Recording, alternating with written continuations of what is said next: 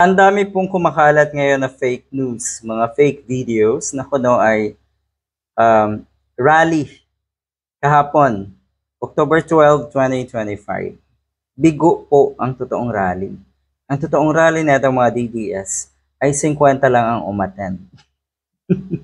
Saraha Sulaiman.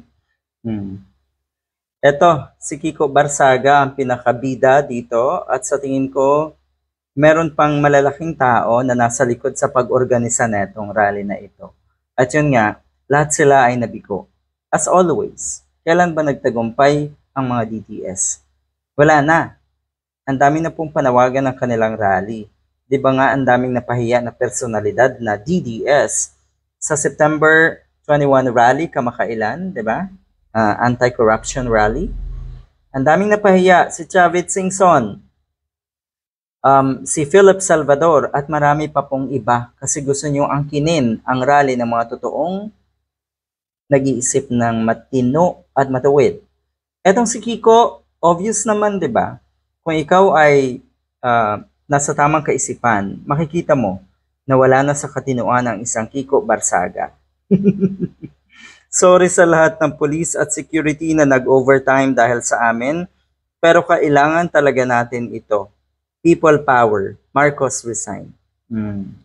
Yan.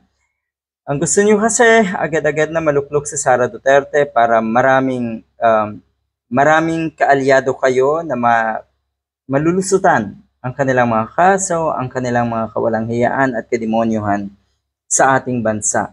Baka isa ka na rin doon, Kiko Barsaga, dahil ang totoo hindi mo masagot. Na ikaw daw ay nipo baby din. Ang dami mong pinagyabang na yaman. Diba nga? Nag-overtime ang mga kapulisan, gumastos ang ating gobyerno dito sa walang katuturan na rally na itong mga alagad, titigong, kampon ng demonyo. Totoo naman eh. Talaga ba? Matino kayo? Matuwid pa ang kaisipan nyo? Natural hindi. Ang sinasabi natong si Kiko, na isahan daw niya si John Vic Remulla, si Secretary Remulla. Na isahan dahil akala daw niya ay, yun nga, na-move ang oras from 10 to 11.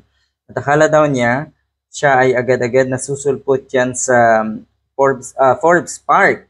Pero unang ang nagpakita, etong si Kiko Barsaga, doon sa Raha Sulaiman na halos 50 rin lang ang umattend. Yan po ba ang ipinagmamayabang nyo? Abay ngayon, ulitin lang natin na sobrang dami na naman ang kumakalat na video na kuno ay rally yun kahapon ng mga DDS. Mga video na luma na, mga videos na pag-aaklas at rally sa ibang bansa. Hindi ba kayo nahiya? Por Diyos por Santo.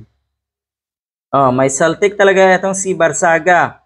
Kasi ang sinasabi niya, trip lang daw niya itong pag-organisa ng rally na ito. Sa halip nga daw na siya ay manatili sa bahay at maglaro ng mga games at kung ano-ano man. Ayan. 'Di ba? Napakalinaw na ito ay or ginagamit lang ng mga katulad ni Kiko Barsaga, kayo ng mga DDS. Buti naman kahit papano, walang masyadong nauto.